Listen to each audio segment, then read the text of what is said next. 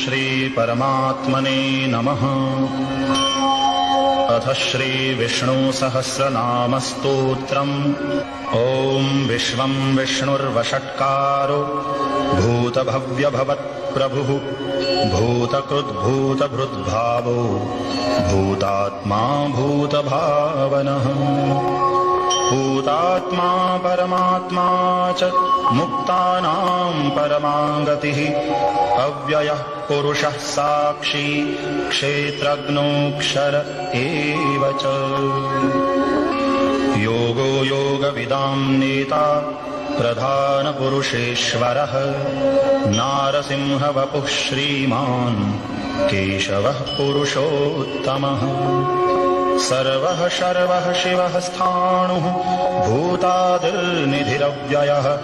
सम्भवो भावनो भर्ता प्रभवः प्रभुरीश्वरः स्वयंभूः शम्भुरादित्यः पुष्कराक्षो महास्वनः अनादिनिधनो धाता विधाता धातुरुत्तमः अप्रमेयो ऋषिकेशः पद्मनामोऽमरप्रभुः विश्वकर्मा मनुस्त्वष्टा स्थविष्ठः स्थविरो ध्रुवः अग्राह्यः शाश्वतः कृष्णो लोहिताक्षः प्रतर्दनः प्रभूतस्त्रिककुब्धाम पवित्रं मङ्गलं परम् ईशानः प्राणदः प्राणो ज्येष्ठः श्रेष्ठः प्रजापतिः हिरण्यगर्भो भूगर्भो माधवो मधुसूदनः ईश्वरो विक्रमी धन्वी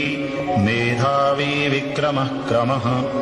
अनुत्तमो दुराधर्षः कृतज्ञः कृतिरात्मवान् सुरेशः शरणं शर्मा विश्वरेताः प्रजाभवः अहः संवत्सरो व्यालः प्रत्ययः सर्वदर्शनः अजः सर्वेश्वरः सिद्धः सिद्धिः सर्वादिरच्युतः वृषा कपिरमेयात्मा सर्वयोगविनिःसृतः वसुर्वसुमनाः सत्यः समात्मा संमितः समः अमोघः पुण्डरीकाक्षो वृषकर्मा वृषाकृतिः रुद्रो बहुशिरा बभ्रुर्विश्वयोनिः शुचिश्रवाः अमृतः शाश्वतस्थाणुः वरारोहो महातपाः सर्वगः सर्वविद्भानुर्विश्वक्सेनो जनार्दनः वेदो वेदविदव्यङ्गो वेदाङ्गो वेदवित्कविः लोकाध्यक्षः सुराध्यक्षो धर्माध्यक्षः कृताकृतः चतुरात्मा चतुर्व्यूहः चतुर्द्रंष्ट्रश्चतुर्भुजः राजिष्णुर्भोजनं भोक्ता सहिष्णुर्जगदादिजः अनघो विजयो जेता विश्वयोनिः पुनर्वसुः उपेन्द्रो वामनः प्रांशुः अमोघः शुचिरोर्जितः अतीन्द्रः सङ्ग्रहः सर्गो धृतात्मा नियमो यमः वेद्यो वैद्यः सदा योगी वीरः माधवो मधुः अतीन्द्रियो महामायो महोत्साहो महाबलः महाबुद्धिर्महावीर्यो महाशक्तिर्महाद्युतिः अनिर्देश्य वपुः श्रीमान् अमेयात्मा महादृधृक् महेश्वासो महीभर्ता श्रीनिवासः सतां गतिः अनिरुद्धः सुरानन्दो गोविन्दो गोविदां पतिः मरीचिर्दमनो हंसः सुपर्णो भुजगोत्तमः हिरण्यनाभः सुतपाः पद्मनाभः प्रजापतिः अमृत्युः सर्वदृक्सिंहः सन्धाता सन्धिमान् स्थिरः अजो दुर्मर्षणः शास्ता विश्रुतात्मा सुरारिः गुरुर्गुरुतमो धाम सत्यः सत्यपराक्रमः निमिषो निमिषस्रग्वी वाचस्पतिरुदारधीः अग्रणीर्ग्रामणी श्रीमान् न्यायो नेता समीरणः सहस्रमूर्धा विश्वात्मा सहस्राक्षः सहस्रपात् आवर्तनो निवृत्तात्मा संवृतः सम्प्रमर्दनः अहः संवर्तको वह्निः अनिलो धरणीधरः सुप्रसादः प्रसन्नात्मा विश्वधृग्विश्वभुग्विभुः सत्कर्ता सत्कृतः साधुर्जह्नुर्नारायणो नरः असंख्येयो प्रमेयात्मा विशिष्टः शिष्टकृच्छुचिः सिद्धार्थः सिद्धसङ्कल्पः सिद्धिदः सिद्धिसाधनः वृषाही वृषभो विष्णुर्वृषपर्वा वृषोदरः वर्धनो वर्धमानश्च विविक्तश्रुतिः सागरः सुभुजो दुर्धरो वाग्मी महेन्द्रो वसुदो वसुः नैकरूपो बृहद्रूपः क्षितिविष्टः प्रकाशनः ओजस्तेजोद्युतिधरः प्रकाशात्मा प्रतापनः रुद्धः स्पष्टाक्षरो मन्त्रः चन्द्रांशुर्भास्करद्युतिः अमृतांशूद्भवो भानुः शशबिन्दुः सुरेश्वरः औषधं जगतः सेतुः सत्यधर्मपराक्रमः भूतभव्यभवन्नाथः पवनः पावनो नलः कामः कामकृत्कान्तः कामः कामप्रदः प्रभुः युगादिकृद्युगावर्तो नैकमायो महाशनः अदृश्यो व्यक्तरूपश्च सहस्रजिदनन्तजित् इष्टो विशिष्टः शिष्टेष्टः शिखण्डी नहुषो वृषः क्रोधः क्रोधकृत्कर्ता विश्वबाहुर्महीधरः अच्युतः प्रथितः प्राणः प्राणदो वासवानुजः अपान्निधिरधिष्ठानम् अप्रमत्तः प्रतिष्ठितः स्कन्दः स्कन्दधरो धुर्यो वरदो वायुवाहनः वासुदेवो बृहद्भानुः आदिदेवः पुरन्दरः अशोकस्तारणस्तारः शूरः शौरिर्जनेश्वरः अनुकूलः शतावर्तः पद्मी पद्मनिभीक्षणः पद्मनाभोरविन्दाक्षः पद्मगर्भः शरीरभृत् महर्धिरुद्धो वृद्धात्मा महाक्षो गरुडध्वजः अतुलः शरभो भीमः समयज्ञो हविर्हरिः सर्वलक्षणलक्षण्यो लक्ष्मीवान् समितिञ्जयः विक्षरो रोहितो मार्गो हेतुर्दामोदरः सहः महीधरो महाभागो वेगवानमिताशनः उद्भवः क्षोभणो देवः श्रीगर्भः परमेश्वरः करणं कारणं कर्ता विकर्ता गहनो गुहः व्यवसायो व्यवस्थानः संस्थानस्थानदो ध्रुवः परर्धिः परमः स्पष्टः तुष्टः पुष्टः शुभेक्षणः रामो विरामो विरजो मार्गो नेयो नयो नयः वीरः शक्तिमतां श्रेष्ठो धर्मो धर्मविदुत्तमः वैकुण्ठः पुरुषः प्राणः प्राणदः प्रणवः पृथुः हिरण्यगर्भः शत्रुघ्नो व्याप्तो वायुरधोक्षजः ऋतुः सुदर्शनः कालः परमेष्ठी परिग्रहः उग्रः संवत्सरो दक्षो विश्रामो विश्वदक्षिणः विस्तारस्थावरस्थाणुः प्रमाणं बीजमव्ययम् अर्थोऽनर्थो महाकोशो महाभोगो महाधनः अनिर्विण्णः स्थविष्ठो भूर्धर्मयूपो महामखः नक्षत्रनेमिर्नक्षत्री क्षमः क्षामः समीहनः यज्ञ इज्यो महेज्यश्च क्रतुः सत्रं सतां गतिः सर्वदर्शी विमुक्तात्मा सर्वज्ञो ज्ञानमुत्तमम् सुव्रतः सुमुखः सूक्ष्मः सुघोषः सुखदः सुहृत् मनोहरोजितक्रोधो वीरबाहुर्विदारणः स्वापनः स्ववशो व्यापी नैकात्मानैककर्मकृत् वत्सरो वत्सलो वत्सी रत्नगर्भो धनेश्वरः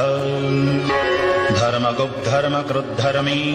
सदसत्क्षरमक्षरम् अविज्ञाता सहस्रांशुः विधाता कृतलक्षणः गभस्तिनेमिः सत्त्वस्थः सिंहो भूतमहेश्वरः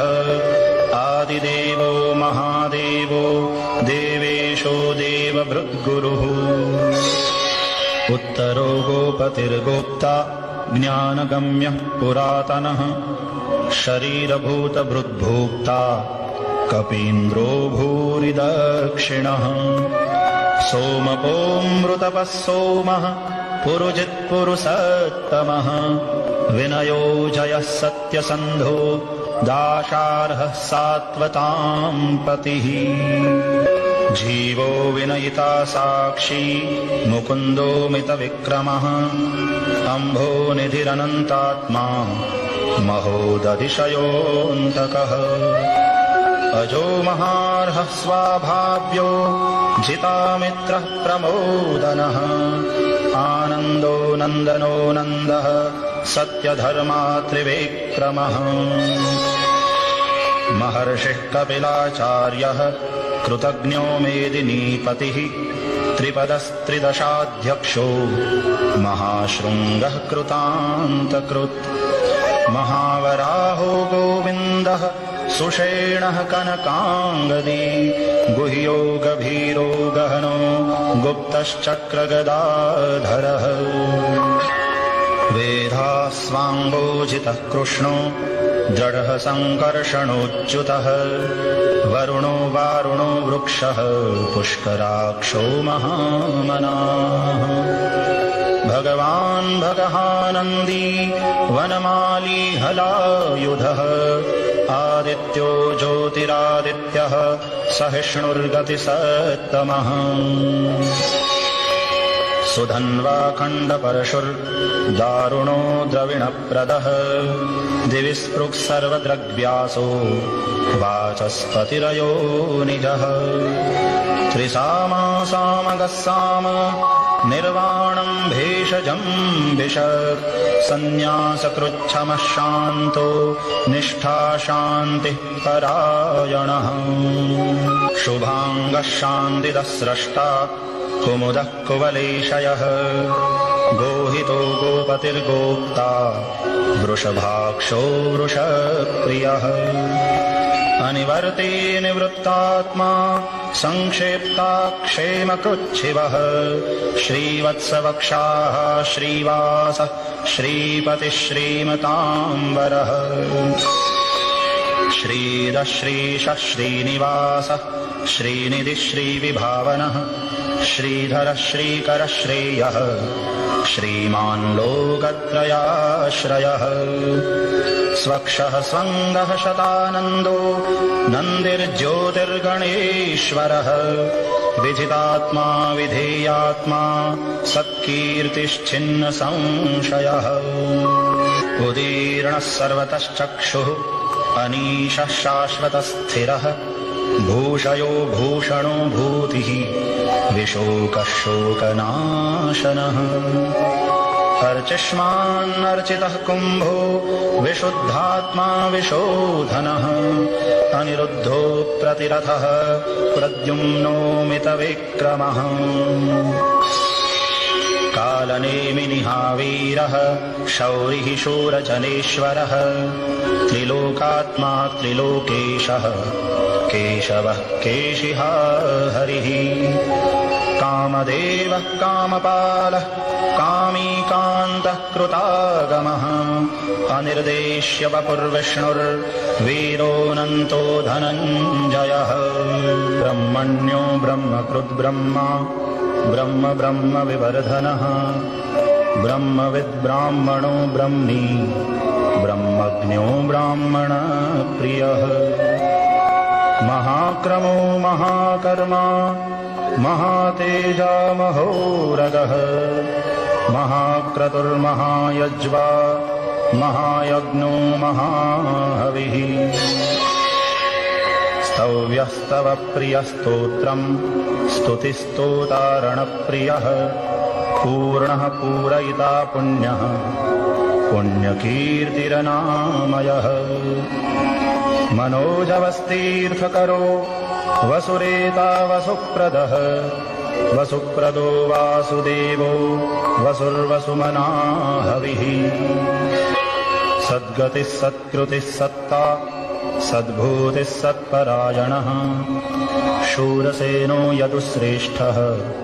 सन्निवासः सुयामुनः भूतावासो वासुदेवः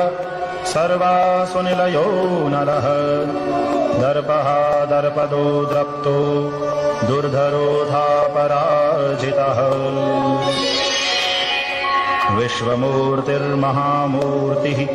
दीप्तमूर्तिरमूर्तिमान् अनेकमूर्तिरव्यक्तः शतमूर्तिः शताननः एकोनैकः सवहकः किं यत्तत्पदमनुत्तमम् लोकबन्धुर्लोकनाथो माधवो भक्तवत्सलः सुवर्णवर्णो हेमाङ्गो वराङ्गश्चन्दनाङ्गदी वीरः विषमः शून्यो धृताशीरचलश्चलः अमानीमानदो मान्यो लोकस्वामी त्रिलोकधृक् सुमेधा मेधजो धन्यः सत्यमेधाधराधरः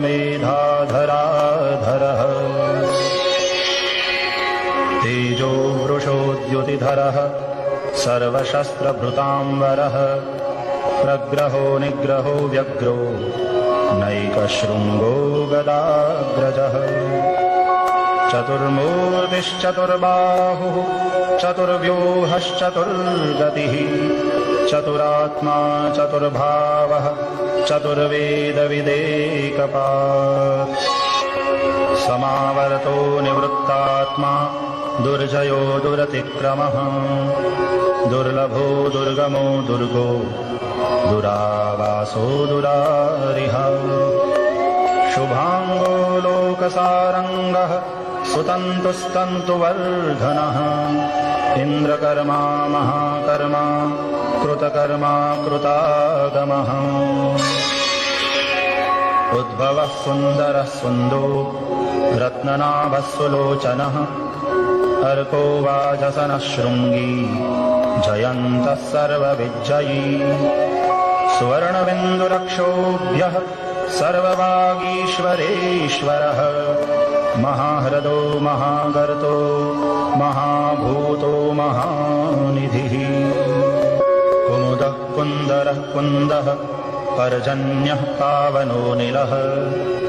अमृतांशोऽमृतवपुः सर्वज्ञः सर्वतोमुखः सुलभः सुव्रतः सिद्धः शत्रुजिच्छत्रुतापनः न्यग्रोधो दुम्बरोऽश्वत्थश्चाणूरान्ध्रनिषूदनः सहस्रार्चिः सप्तजिह्वः सप्तैधाः सप्तवाहनः अमूर्तिरनभूचिन्त्यो भयकृद्भयनाशनः अणुर्बृहत्कृशः स्थूलो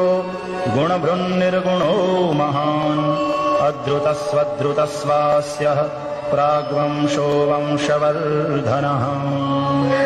भारभृत्कथितो योगी योगीशः सर्वकामदः आश्रमश्रमणक्षामः सुपर्णो वायुवाहनः धनुर्धरो धनुर्वेदो दण्डो दमयिता दमः अपराजितः सर्वसहो नियन्ता नियमो यमः सत्त्ववान् सात्विकः सत्यः सत्यधर्मपरायणः अभिप्रायः प्रियार्होर्हः प्रियकृत्प्रीतिवर्धनः विहाय सगतिर्ज्योतिः सुरुचिर्हुतभुग्विभुः रविर्विरोचनः सूर्यः सविता रविलोचनः अनन्तो हुतभुग्भोक्ता सुखदो नैकजोऽग्रजः अनिर्विण्णः सदामर्षि लोकाधिष्ठानमद्भुतः सनातनतमः कपिलः कपिरव्ययः स्वस्तिदः स्वस्तिकृत् स्वस्ति स्वस्तिभुक् स्वस्ति दक्षिणः रौद्रः कुण्डली चक्री विक्रम्योर्जितशासनः शब्दातिगः शब्दसहः शिशिरः शर्वरीकरः अक्रूरः पेशलो दक्षो दक्षिणः क्षमिणाम्बरः विद्वत्तमो वीतभयः पुण्यश्रवणकीर्तनः उत्तारणो दुष्कृतिः पुण्यो दुःस्वप्ननाशनः वीरः रक्षणः सन्तो जीवनः पर्यवस्थितः अनन्तरूपोऽनन्तश्रीः जितमन्युर्भयापहः चतुरस्रो गभीरात्मा विदिशो व्यादिशो दिशः अनादिर्भूर्भुवो लक्ष्मीः सुवीरो रुचिराङ्गदः जननो जनजन्मादिर्भीमो भीमपराक्रमः आधारनिलयो धाता पुष्पहासः प्रजागरः ऊर्ध्वगः सत्पथाचारः प्राणदः प्रणवपणः प्रमाणं प्राणनिलयः प्राणभृत्प्राणजीवनः तत्त्वं तत्त्वविदेकात्मा जन्ममृत्युजरातिगः भूर्भुवस्वस्तरुस्तारः सविता प्रपितामहः यज्ञो यज्ञपतिर्यज्वा यज्ञाङ्गो यज्ञवाहनः यज्ञभृद्यज्ञकृद्यज्ञी यज्ञभुग्यज्ञसाधनः यज्ञान्तकृद्यज्ञगुह्यम्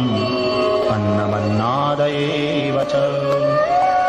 आत्मयोनिस्वयं जातो वैखानः सामगायनः देवकीनन्दनः स्रष्टा क्षितीशः पापनाशनः शङ्खभृन्नन्दकी चक्री शार्ङ्गधन्वा गदाधरः रथाङ्गपाणिरक्षोभ्यः सर्वप्रहरणायुधः